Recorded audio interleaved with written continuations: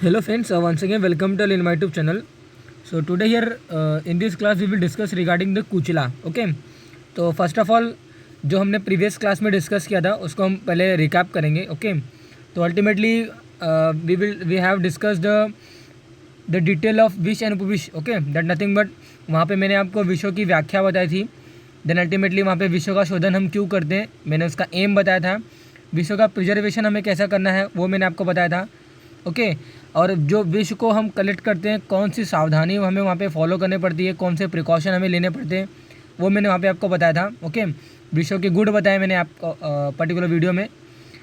तो ऐसे बहुत सारे पर्टिकुलरली जो कॉन्सेप्ट है रिगार्डिंग विष. ओके. उसको मैंने प्रीवियस क्लास में डिस्कस किया था. ओके. तो you can download the particular video what we have discuss already.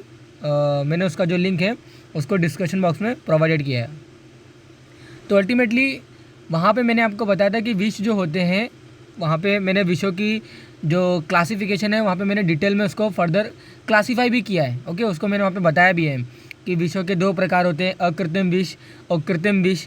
कृत्रिम विष मतलब वो होता है कि जो दो या दो से अधिक द्रव्यों के कॉम्बिनेशन होने के बाद जो एक विष बन जाता है. यानी कि अगर कोई द्रव्य पहले से विष नहीं है, यानी कि द कॉम्बिनेशन ऑफ टू और मोर देन टू नॉन विष द्रव्य व्हेन इट टर्न्स टू विष द्रव्य, उनको हम क्या बोलते हैं, अल्टीमेटली उनको हम क्या बोलते हैं, गर्विष बोलते हैं, जो कि एक प्रकार है हमारा कृत्रिम विष का. मैंने डिटेल में अकृत्रिम विष के बारे में बताया. अकृत्रिम विष मतलब ये होता है कि जो नेचुरल सोर्स से हमें ऑब्टेन होते हैं. मैंने वहाँ पे आपको बताया था कि अकृत्रिम विष में वहाँ पे स्थावर विष और जांगम विष आते हैं. फर्दर मैंने वहाँ पे डिटेल में बताया था कि स्थावर विष में फर्दर वहाँ पे डिवाइडेड होता है, बाइफरकेट हम करते हैं into plant source and mineral source. Okay. Plant source को मैंने वहाँ पे बताया था कि 10 इसके सोर्स होते हैं जहाँ पे हम विषयों को कलेक्ट करते हैं, और देयर आर 16 सोर्स ऑफ जांगम जो कि इतना इंपॉर्टेंट नहीं है.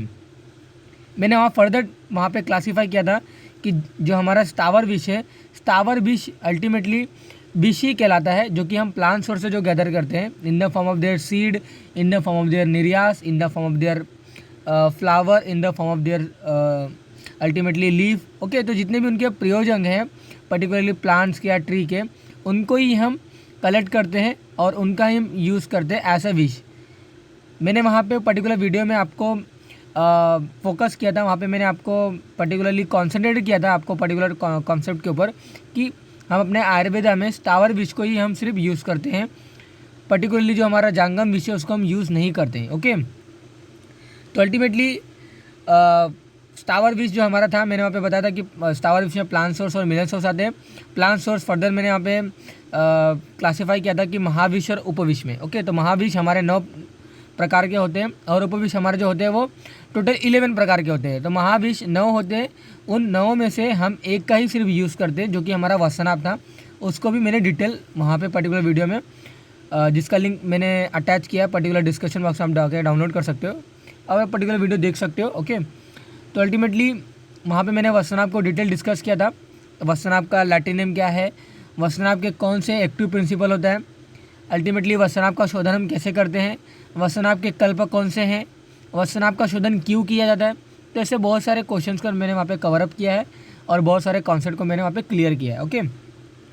तो जो 11 प्रकार जो उपविष बताए गए थे, यानी कि 11 जो हमारे नंबर थे किसके, उपविष में. उपविष में हमारे 11 प्रकार के विष आते हैं. ओके. जिनमें से अल्टीमेटली जो हमारा पहला है वो कुचला हम यहाँ पे आज पर्टिकुलर वीडियो में डिस्कस करेंगे. ओके. तो अल्टीमेटली ये पर्टिकुलर जो आपको दिख रहा है ये कुचला का पर्टिकुलर ट्री होता है और कुचला के ये फ्रूट है. कुचले के फ्रूट के अंदर कॉटन लाइक जैसे उसके कुछ ऐसा पस वगैरह रहता है. ओके. और अल्टीमेटली वो आप ऐसा समझ सकते हो कि कॉटन को अगर आप गीला कर दोगे ना, जैसा वो कॉटन गीला हुआ दिखाई देगा, इन दैट सेम वे ये हमारे ऑरेंज जैसे जो इनके फ्रूट होते हैं ना, ऑरेंज जो आप देखते हो फ्रूट, और एग्जैक्टली कुचला के जो फ्रूट होते हैं वैसे ही दिखते हैं. और पर्टिकुलरली उनके फ्रूट के अंदर कॉटन जो हमारा होता है, अगर कॉटन को हम पानी से भिगो देंगे जैसा वहाँ पे स्ट्रक्चर होगा वैसे ही एग्जैक्टली इनके अंदर पल्प वगैरह वैसा होता है. ओके. और उस पर्टिकुलर पल्प के रीज़न के साथ साथ वहाँ पे ऐसे कुछ total 3 to 5 seed in every fruit okay of कुचला वहाँ पे पाए जाते हैं, और इस सीड का ही हम यूज़ करते हैं as in our Ayurveda for the विष. ओके. तो अल्टीमेटली अगर हम विष तुंदुक यानी कुचला की बात करें तो लैटिन नेम इसकी बात करें तो स्ट्रक्नस नक्सोमिका इसका लैटिन नेम आता है। संस्कृत में से हम विषु तेंदुक बोलते हैं, हिंदी में से हम कुचला बोलते हैं। ओके, देन इंग्लिश में इसको नक्सोमिका बोलते हैं। अल्टीमेटली इनका पार्ट कौन सा हम यूज़ करते हैं, इनका हम पार्ट सीड यूज़ करते हैं। मैंने आपको पहले ही क्लास में डिटेल बताया है कि विष अगर मैं बोलूँ आपको तो विष मतलब आपको विष वहाँ पे रिलेट करना है। अब वो आप वहाँ पे क्लियरिफाई करना है कि विष अगर मैं बोलूँ, अगर मैं कुचला बोल रहा हूँ, अगर मैं सपोज़ धतूर बोल रहा हूँ, सपोज़ मैं भांग बोल रहा हूँ, तो जितने भी एग्जाम्पल है, सपोज़ मैं आपको धतूर का एग्जाम्पल लेता हूँ, तो धतूर में बोल रहा हूँ तो धतूर का पूरा प्लांट विष हम काउंट नहीं करते हैं। धतूर का कोई ऐसा पार्ट होगा which we are considering the विष। ओके, जैसा उसका सीड, उसके सीड में अल्टीमेटली कुछ टॉक्सिक इफेक्ट होते हैं और अल्टीमेटली कुछ थेरेपेटिक इफेक्ट भी होते हैं। तो टॉक्सिक इफेक्ट को हम शोधन के द्वारा निकालते हैं और जो हमारा थेरेपेटिक इफेक्ट है, थेरेपेटिक जो वैल्यू है, ओके, उसको हम अपने बॉडी के अंदर लाने के लिए अलग अलग कल्पों में मिलाते हैं। ओके, तो अल्टीमेटली हम कौन से पार्ट का यूज़ करते हैं, कुचला का हम सीड का यूज़ करते हैं। ओके, इसका कौन सा एक्टिव कंपोनेंट है, स्ट्रिक्निन इसके अंदर एक एक्टिव कंपोनेंट पाया जाता है। ब्रूसिन एंड लोगिनिन इसके अंदर एक पर्टिकुलरली क्या होते हैं, ये सभी एक्टिव प्रिंसिपल पाए जाते हैं। आपको एक चीज़ याद रखना है, remember fruit is similar to orange, मैंने आपको जैसा कि दिखाया डायग्राम में।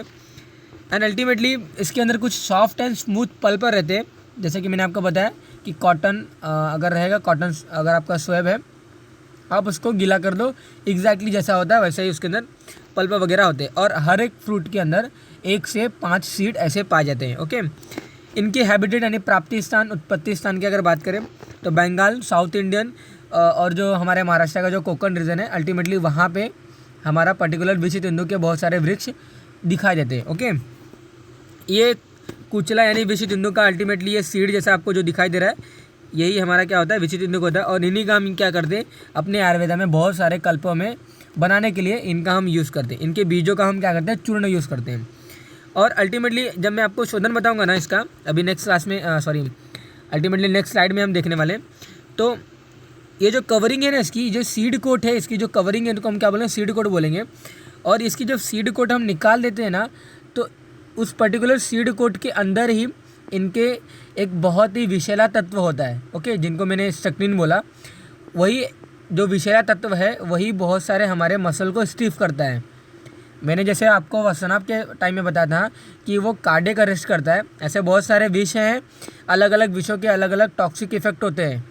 ओके, हम जब फॉरेंसिक टॉक्सिकोलॉजी 3rd ईयर में जो सब्जेक्ट है डील करोगे ना, वहाँ पे आपको पता चलेगा कि ड्यूरिंग द डेड बॉडी जो एग्जामिनेशन होती है, हम वहाँ पे डेड बॉडी की जो अल्टीमेटली वहाँ पे एग्जामाइन करते हैं कि कैसे वो पर्टिकुलर, अगर कोई वहाँ पे पॉइजनस के केस आते हैं तो हमें वहाँ पे डिटरमाइन करना रहता है कि वेदर जो पर्सन डाई हुआ है वो कौन से पॉइजनस के थ्रू हुआ है।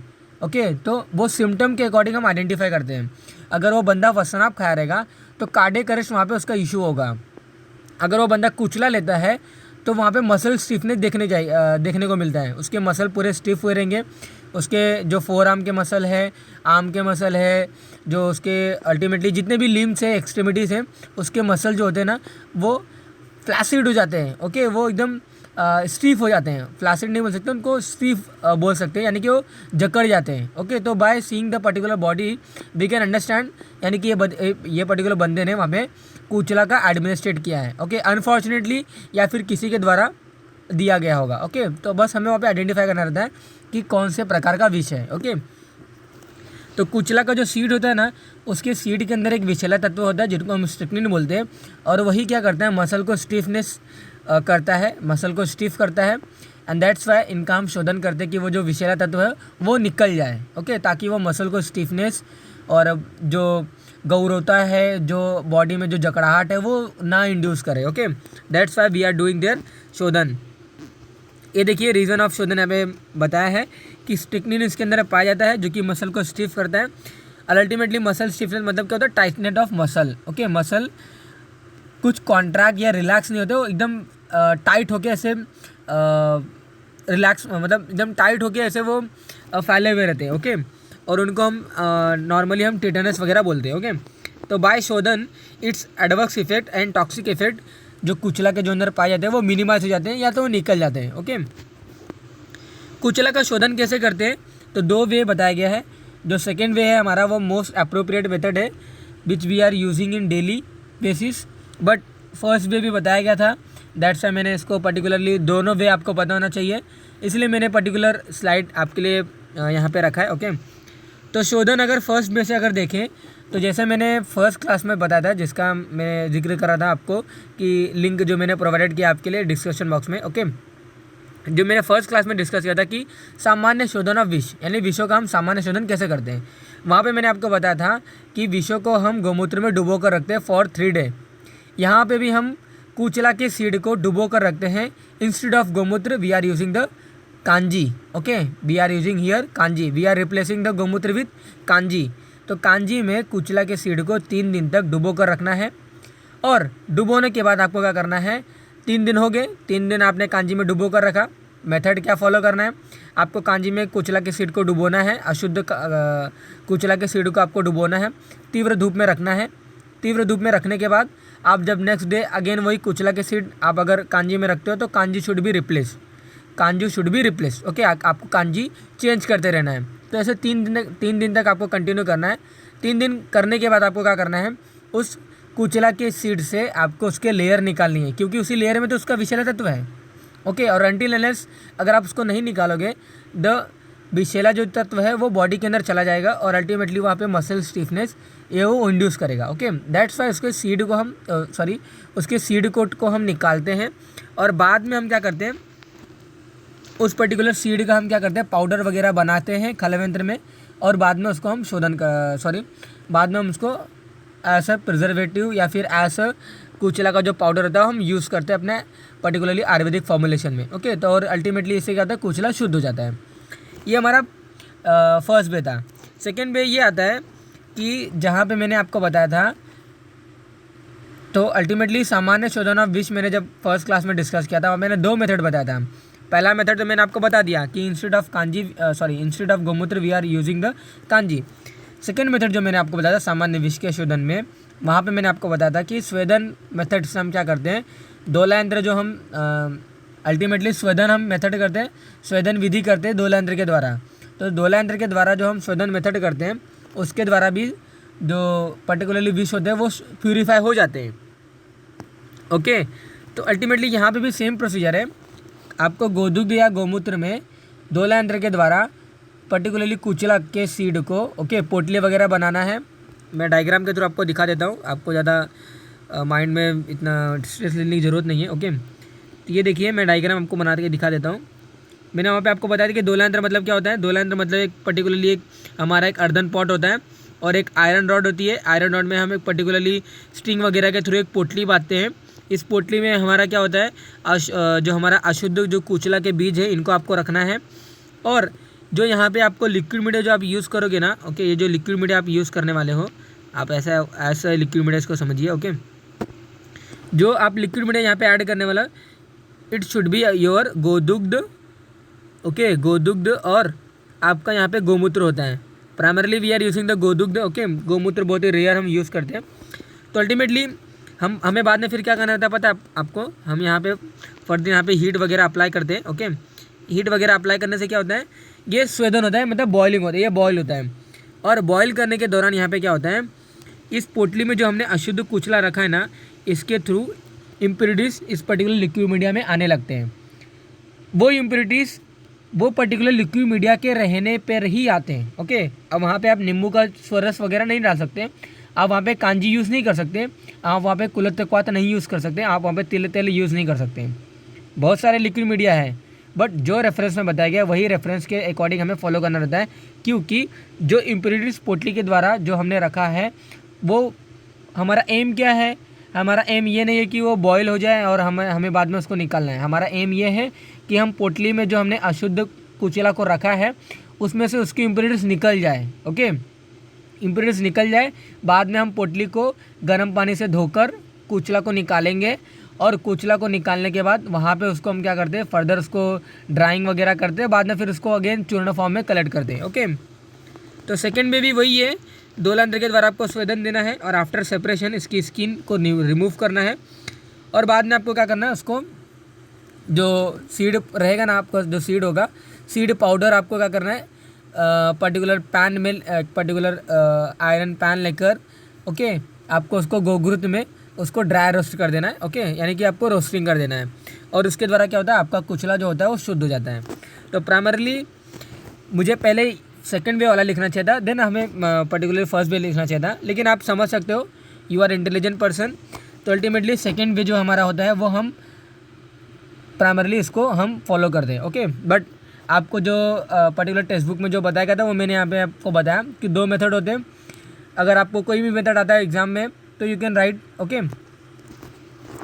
तो अल्टीमेटली कुचला के गुणकर्म की अगर बात करें तो कुचला कटुरस का होता है, उष्ण वीर्य होती है इसकी, उष्ण गुण, तीक्ष्ण, व्यवाय, विकासी इत्यादि जो गुण होते हैं, जो विष के जो नॉर्मली जो गुण होते हैं ओके।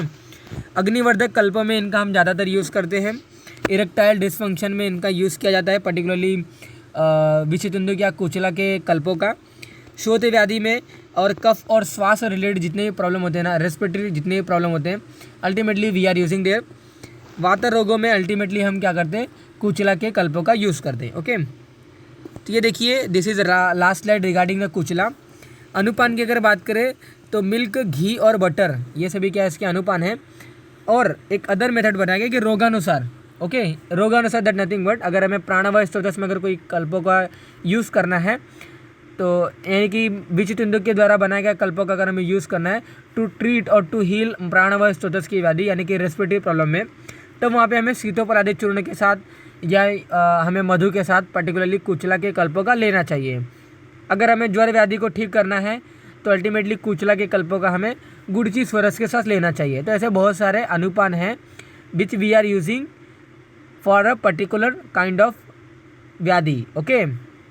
तो वो एक अलग कॉन्सेप्ट है, बट यहाँ पे कॉमन बताया गया कि मिल्क, घी और बटर आप इनमें से कोई भी यूज़ कर सकते हो अलॉन्ग विथ योर जो कुचला के जो कल्प है ओके। विषय प्रभाव लक्षण इराडिकेटेड बाय, अगर कोई कुचला के कल्प लेने के बाद अगर कोई वहाँ पे टॉक्सिक इफेक्ट बॉडी में दिखाई देते हैं इंस्टेड ऑफ शोधन ओके, इंस्टेड ऑफ शोधन नहीं बोल सकते, वहाँ पे ऐसा बोल सकते कि शोधन करने के बाद अगर फिर भी कोई अगर वहाँ पे टॉक्सिक इफेक्ट वगैरह दिख रहा है तो वहाँ पे हमें गोघृत, टंकन, मेघनाथ या चौलाई स्वरस वगैरह पेशेंट को देना चाहिए। उससे क्या होता है इसके टॉक्सिक इफेक्ट नलीफाई हो जाते हैं ओके। फॉर्मुलेशन की अगर बात करें कल्प कौन से हैं जिनके अंदर विषतुंडुक का यूज़ किया जाता है, तो अग्नितुंडीवटी, शूल उन्मूलन रस और विषतुंडुक वटी ये सभी क्या है इसके फॉर्मुलेशन है, कल्प हैं जिनमें विषतुंडुक के बीज वगैरह पाए जाते हैं ओके। तो that is regarding for our today's class guys. यहाँ पे हमने कुचला के डिटेल को डिस्कस किया। हम फर्दर नेक्स्ट क्लास में अल्टीमेटली दूसरे उपविषयों की बात करेंगे जहाँ पे हम फर्दर डिटेल में डिस्कस करेंगे रिगार्डिंग धतूर, वहाँ पे जो भी फर्दर जो भी आएगा अहीफेन ओके, लांगली, करवीर, एक एक हम फर्दर ऐसे सेपरेट वीडियो के वहाँ पे हम पर्टिकुलर वीडियो में आपके लिए बनाऊँगा ओके। आप वो पर्टिकुलर वीडियो देख सकते हो, प्लेलिस्ट जब बन जाएगी तो आप पर्टिकुलर प्लेलिस्ट को देख सकते हो ओके।